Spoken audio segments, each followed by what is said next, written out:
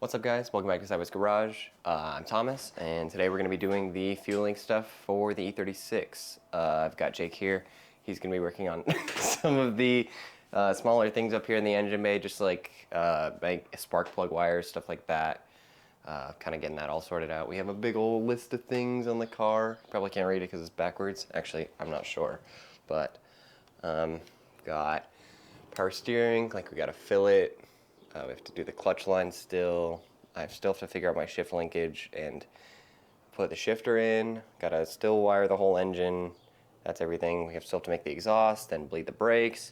Right now we're doing this section right here, which is all the fuel stuff, the fuel pump, filter, fuel lines and the regulator. And then once we get all that done, we can do the front end, which is the radiator, then do the cooling, start the car. And we found yesterday a nail in the back the back left tire, so we are gonna have to get that fixed.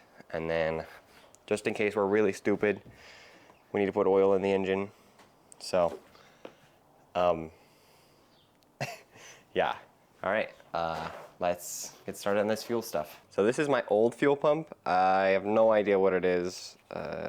There's literally no label on it at all, so total mystery. I think it's the stock one though, probably. That's a good question though, because I don't know. This is the Walbro 450 that I got, and then this is the hanger, goes around this one. I ordered a sleeve, it's coming I think next week, goes around this one so that I can put this on. I could just cut this, use a hose clamp, but I don't really want to do that just because I feel like there's more risk of that failing than something that should fit around here. And then I got my fuel filter, fuel pressure regulator, and just a bunch of AN fuel line. Yeah, so let's get all this stuff installed in the car. So the first step is going to be to cut the stock 5/16 line and then put this on there. And then after that, this little brass crush thing goes on, and then this goes on the other end of that, and then I will have it to an AN fitting, and then so I don't have to run a small short hose from here to the filter.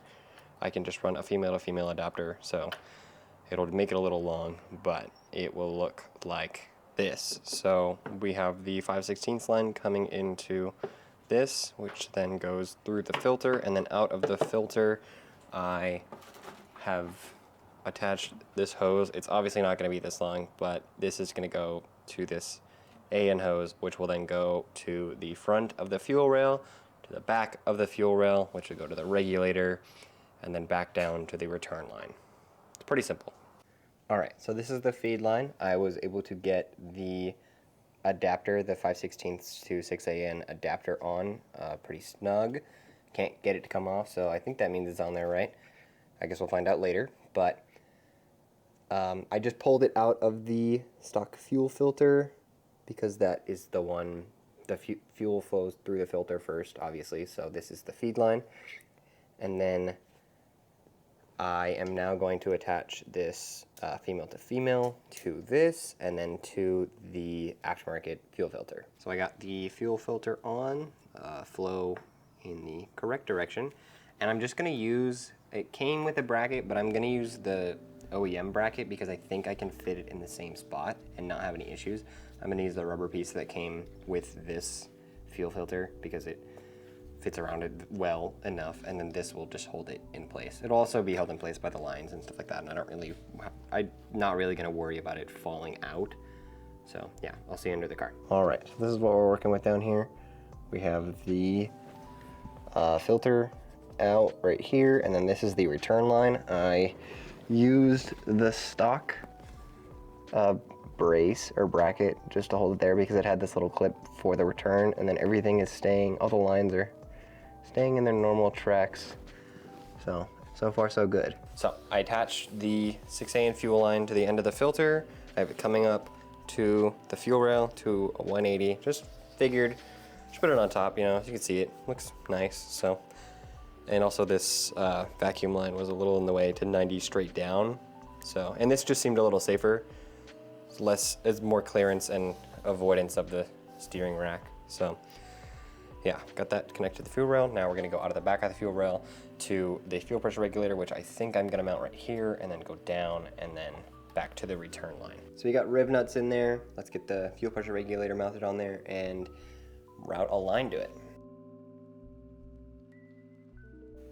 All right, so I got the fuel regulator on, and we have to make a line that goes from here to the end of the fuel rail.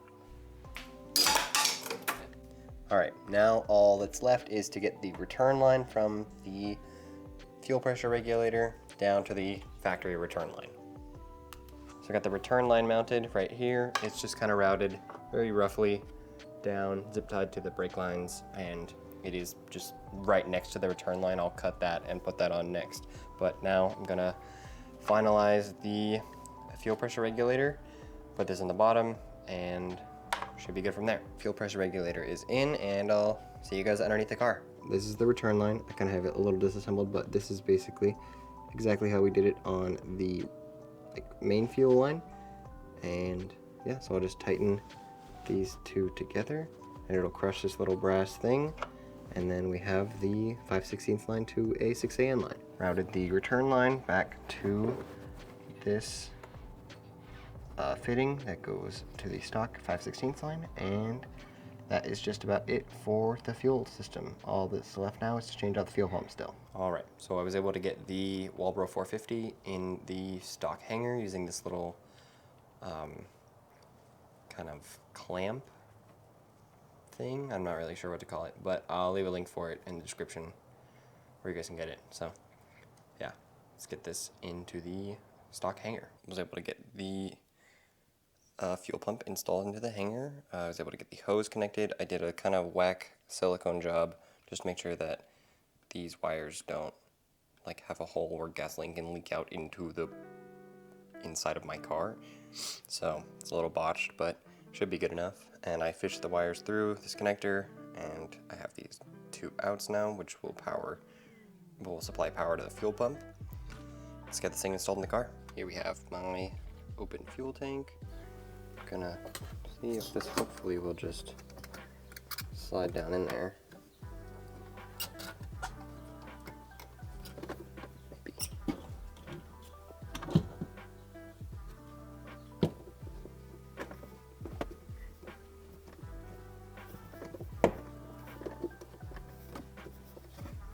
Alright, just like that, it is on.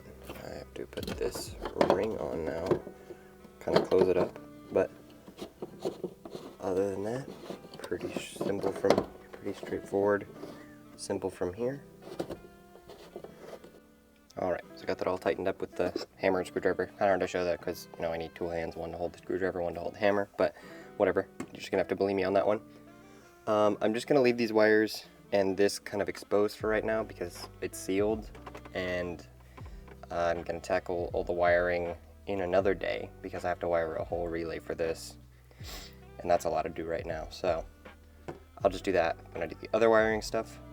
But yeah, that's about the end of this one. Got all the lines done, got the filter done, led that all to the fuel rail, from there to the pressure regulator, back from the pressure regulator down to the return line, and finished it off with installing the fuel pump and this feed line. Thank you so much for watching this video. If you have any questions, let me know in the comments. Be sure to like and subscribe for the next episode, which is either going to be the wiring or the exhaust or my transmission, maybe all in one. I'm not sure yet. Figure it out though. But yeah, see you next time. Peace.